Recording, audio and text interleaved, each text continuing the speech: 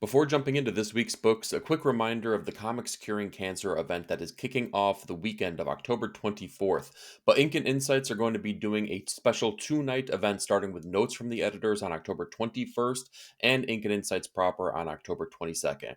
We're going to have tons of prize packages, great times, good conversations, and most importantly, donations for a great cause. So if you'd like to be part of this, we're looking for $25 donations for your name to be included on a prize wheel. Like I said, we have tons of prizes that are going to be coming along here. Look for more information in the links down below. This week, we've seen heroes pitted against one another, alien abductions, and a vengeful pigeon taking on a selfish deity. Let's dive right into what's on the pull list.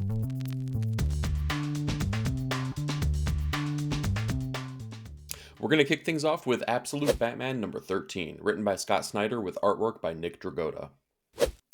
So this is the introduction of the Absolute Catwoman, right? Absolute Batman and Catwoman team up, and they're trying to plot away and plan forward some kind of like way to beat Bane, to defeat him and all of the things that he's trying to do.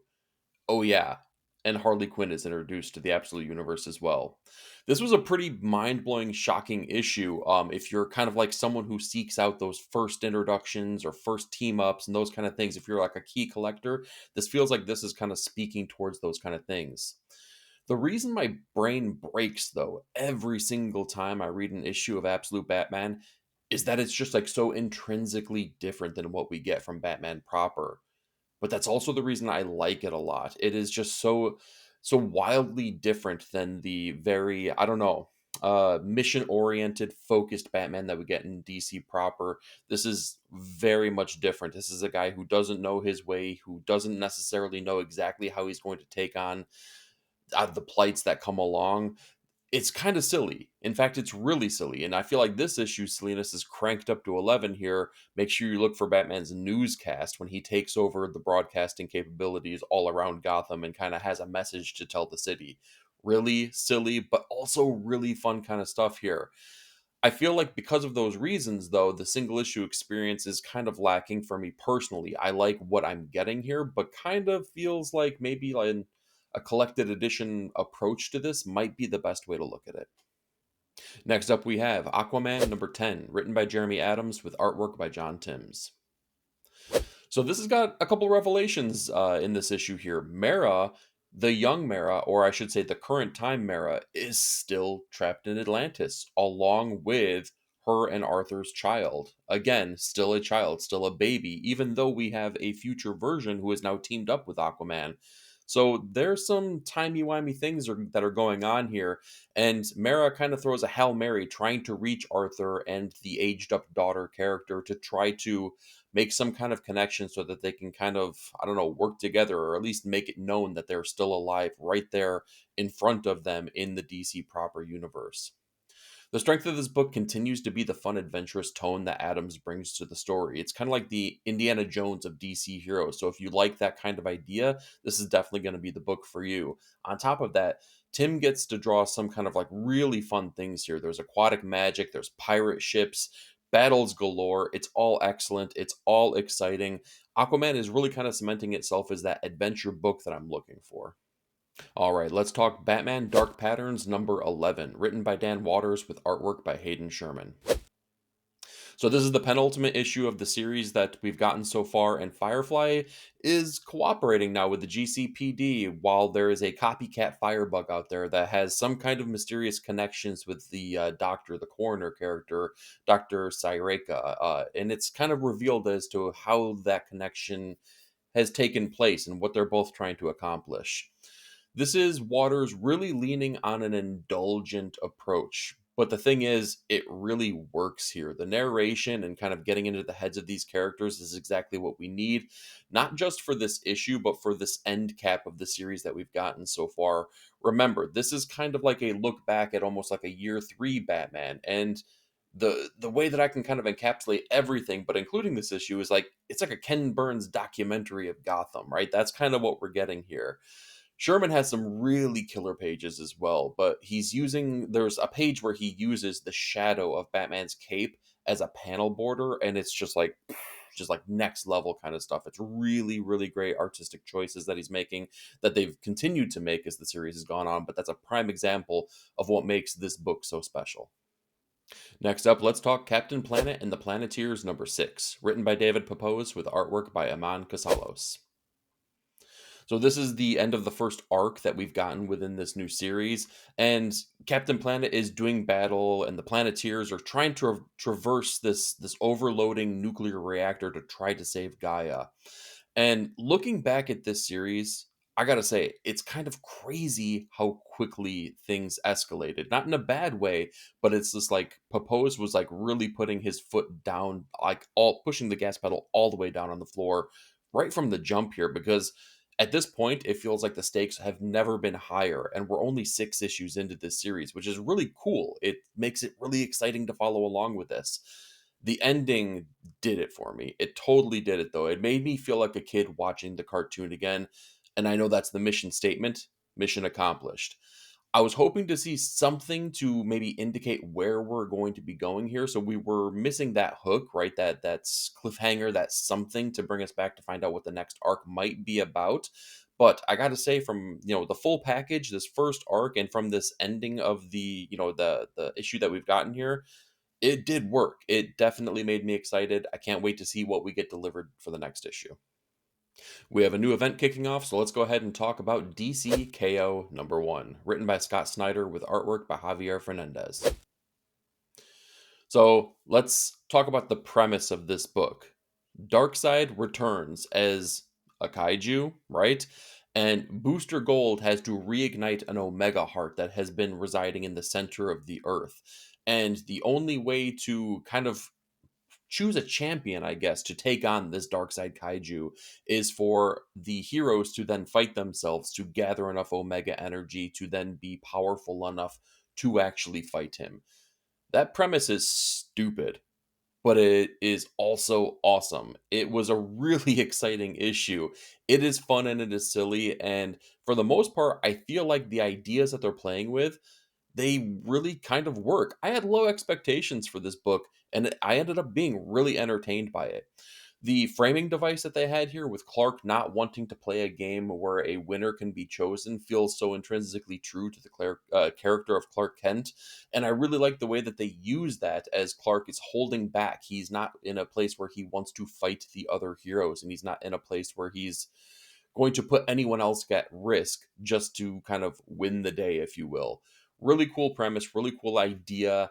Am I a little bit worried about how they're going to milk this? Yes, I am. But in regard to the single issue experience, this one works. Next up, we have Everything Dead and Dying, number 2, written by Tate Bromble with artwork by Jacob Phillips. So, as we saw from the ending of issue number 1, we have some fellow survivors that have come across Jack in his home, right? And chaos erupts. They've already taken out the mailman, and we know that Jack has basically been trying to keep the norm, if you will, upon his like zombie filled home and town. He's kind of just maintaining the status quo, which obviously is not mentally healthy, but it's the paces that he's putting himself through. Now that more humans have kind of shown themselves and they see that what he is doing, they're not going to let the zombies just stand by and continue their existence regardless of his approaches. It's a really fun issue here. I feel like the Bromble is doing a really good job at creating the connections that make this heartwarming and heartbreaking at the same time. And Phillips continues to like really establish himself as one of my personal favorite current comic book artists. The way that they structure a page and the page flow is really kind of just like it's a great way to experience a comic book. I feel like they're one of the best that can kind of work with that page flow and make it work for the reader themselves. Everything Dead and Dying, we're very early on in the series, but I have to say it's probably one of them that I'm most excited to see each and every month. Next up, let's talk High Strangeness number 1, written by Chris Condon with artwork by Dave Chisholm. So the story in this issue, because we're going to deal with an anthology here, this issue is about Harry Keene, a respected journalist, and he sent out to write a story regarding the disappearance of a woman who claimed to have provided proof of UFO's existence. And this guy is very reluctant to do so. He's kind of like been award nominated. He's trying to establish himself as an esteemed journalist. And this is kind of a puff piece. But what he realizes is that once he gets there, it may not be as puff piecey as he first thought it may be. The narrative on this is really playful and it keeps things really open to interpretation. And it isn't terribly concerned with, kind of keeping the story on the tracks, if you will. This has a lot to experience here, but that's not to say that it's trying to hold your hand and tell you what is right, what is wrong, and what is really happening. And that's really cool, especially when we know we're dealing with characters like, the existence of aliens and these men in black characters that show up, and are they earthly, are they extraterrestrial? We don't quite know here. It's really cool. The emotional resonance on this issue really kind of works, as well as we kind of see the dread and the, I don't know, the ideas that are flowing through Harry's mind as he starts to realize that this might be more true than what we really at first expected. I feel like Dave Chisholm really brings those emotions to the forefront with the way that he paces the pages and the way that he is able to render these characters as well. I had a lot of fun with this. I definitely recommend that people check this out because it might be flying under the radar. All right, it's Panosian time, so let's go ahead and talk about Marvel Knights Punisher #1, written by Jimmy Palmiotti with artwork, cover, and interior by Dan Panosian. So Frank Castle is captured, tortured, drugged, everything that you could possibly think under the sun that is terrible by a cartel leader whose son Frank had murdered in the past. I'm sure he was doing a little bit of unsavory things. So Frank kind of becomes this unwilling assassin of the cartel, and it kind of feels like, so this is the world to come, right? This is the narrative that this is kind of being put under, and it feels like the hallmark of these world to come books is going to be time jumps. And we get a little bit of experience with that as we kind of see the present day where Frank is being tortured and manipulated and brainwashed, but we also kind of jump back and we see the events that lead to these kind of things as well. We get all the hallmarks of a good Punisher story as well. Is this everything that you want from the classic iteration of Frank Castle? Absolutely. So the people who maybe weren't satisfied with what we got from the Jason Aaron iteration, I feel like this is going to be something more in tune with what you're looking here. Speaking of that Jason Aaron run, this is completely disconnected, does not even try to mention it whatsoever. So this is a fresh experience. You can jump right in, enjoy this, and kind of see if it's, your flavor of the Punisher character. Next up, we have Marvel Knights The World to Come #3, written by Christopher Priest with artwork by Joe Quesada. So we have basically what's going on is a trial that is taking place here. It's the trials of compassion as opposed to retribution, shown through the eyes of a young T'Challa and a young Ketema, right? T'Challa learning to take on the mantle of, what will be the Black Panther, right? And the ruler of Wakanda. And then Ketema, the adopted son of T'Challa in present day, or I should say, really future day, as he is trying to learn what it will take to one day take on the mantle if he is chosen for it. And what we see is the differences between the quality of character between these two people. The man who raised T'Challa really kind of like put him through the paces, didn't make anything easy on him whatsoever, and gave him no compassion throughout it. But T'Challa learns compassion through these, while Ketema is shown compassion, being that he is the adopted son of, again, T'Challa. And you see the differences of what they both go through and how they choose to tackle each one of these things. The story is very complex and it is very jumpy, but I feel like overall, at the end of the day, it's a rewarding experience, but it's very challenging to get through. It's kind of a hallmark, again, of Christopher Priest's writing techniques. Quesada, though, I feel like his artwork, while very good, his figure work speaks to me more than the work that he does on the details of things like the background, right?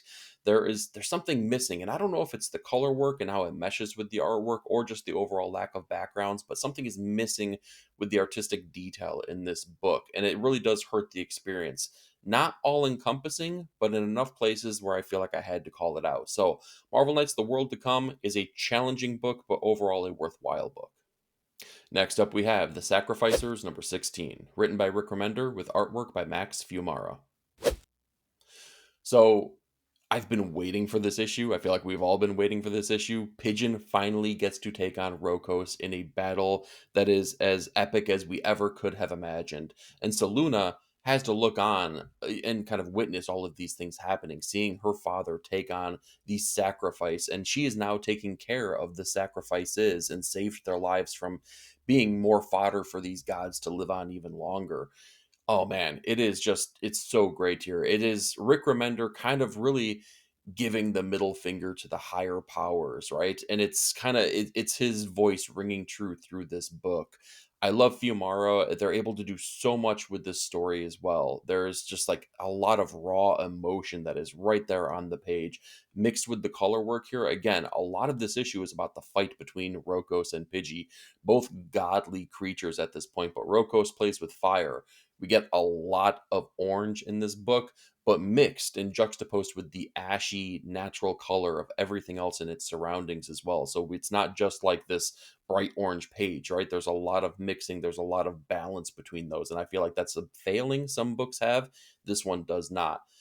Wow, this was a really good issue. It was a culmination of a building up of everything that's been happening on Pigeon's journey, and I'm really excited to see how Soluna kind of like takes what she has learned and pushes a path forward because that's what's really kind of like piquing my interest at this point.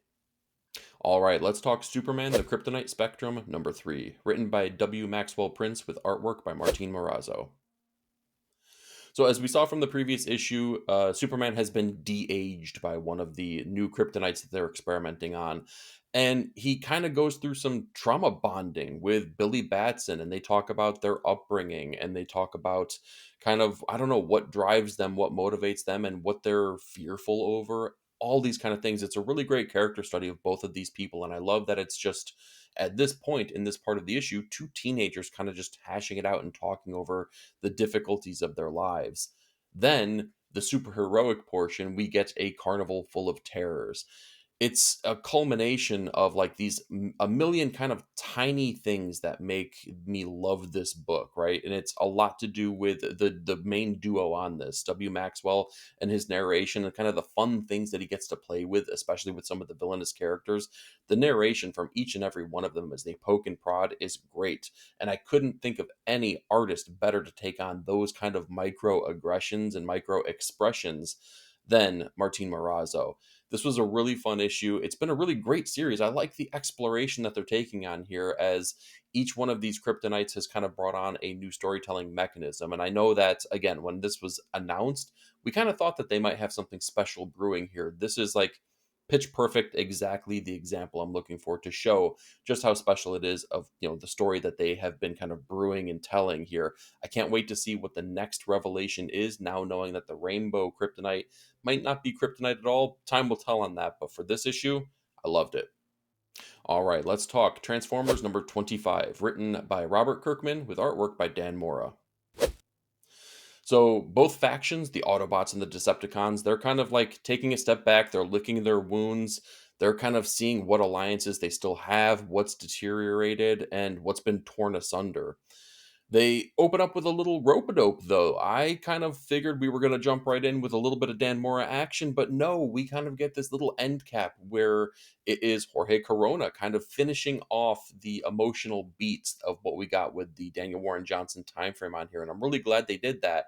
It did make me, after a couple pages, turn back and just wonder to myself, did Dan Mora really change his style that much?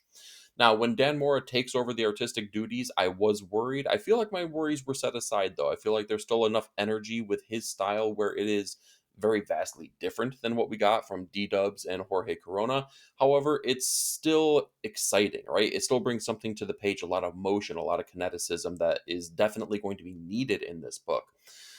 Kirkman, his writing style is completely different though, and my worry is starting to build a little bit that this is now just becoming a Hasbro playground as opposed to something that where a big bold story could be told here. We get some introductions. The Hasbro verse is definitely growing now. This is a introduction kind of issue. We're starting to see different ideas and different characters come into the fray. So I'm kind of excited, but the excitement that I had from a storytelling mechanism has kind of fallen to the wayside. Next up, we have Ultimate Black Panther number 21, written by Brian Hill with artwork by Carlos Nito. So, an empowered T'Challa has returned to Wakanda just in time for the progenitor's true plan to be unveiled. There's a whole lot of world building in this issue, and in fact, I think that there's been more world building within the pages of Ultimate Black Panther than arguably any other book within the Ultimate universe. I feel like they're doing a lot of heavy lifting here. Nito does he's kind of like the perfect complementary piece for when Stefano Caselli is off the book. It's a great 1-2 punch that we get between their artistic styles because they are very similar, not totally the same, but they're similar enough to where you almost have to kind of look back to the credit page and be like, okay, well, wait a minute, who was actually on this book? That's a great problem to have when you know that you have to kind of like rotate artists in and out to make sure that you can keep up with the schedule. Brian Hill is continuing to play with some really fun ideas here. I feel like there's a little bit of hand waving in this issue where people just accept some big things that have happened in their personal lives and they're just kind of like, whatever, we'll deal with that later. So, I'll allow that. At the end of the day, it's still a Marvel comic book. But, it's something that I feel like requires further exploration, if you will. Overall, though, I gotta say, Ultimate Black Panther is still doing it for me. This is a perfect example of why that would be. And with my runner up pick of the week, let's talk Conan the Barbarian number 25, written by Jim Zub with artwork by Alex Horley. So this is a milestone issue now, issue number 25, and it is a culmination kind of issue. So a mysterious traveler seeks 3 days stay in the court of King Conan as we've jumped to the future now. And these 3 days stays in exchange for a mysterious gift. We don't know what this is, but we will soon find out. Jim Zub is just straight up flexing in this issue. He's flexing his Howard knowledge, he's flexing his writing prowess, his ability to craft a great standalone milestone issue. It's all on full display here because we get every single one of those things. I love seeing King Conan, a different character. Kind of, you get to see live in his mind, which is very much different than the younger Conan characters, and you get to see kind of where his mindset is along with his companions as well. But I have to say, what makes this issue really stand out in a big bad way is the painted artwork by Alex Horley. Wow, it is absolutely fantastic. It's arguably the best artwork you're going to see in any comic that you get from this week's stack. You have to be looking for this. Jaw-dropping moments here as we get to see basically a love letter to Conan's time as the mysterious traveler kind of puts him through the trials of things that he's happened in the past. Basically it's a culmination of everything in the Hyborian age. We get to see young Conan, a Conan that's put through all the trials and tribulations, aging up, becoming King Conan. You get to see everything on display here, and Alex Horley did it stupendously. Check out this issue. It was stunning.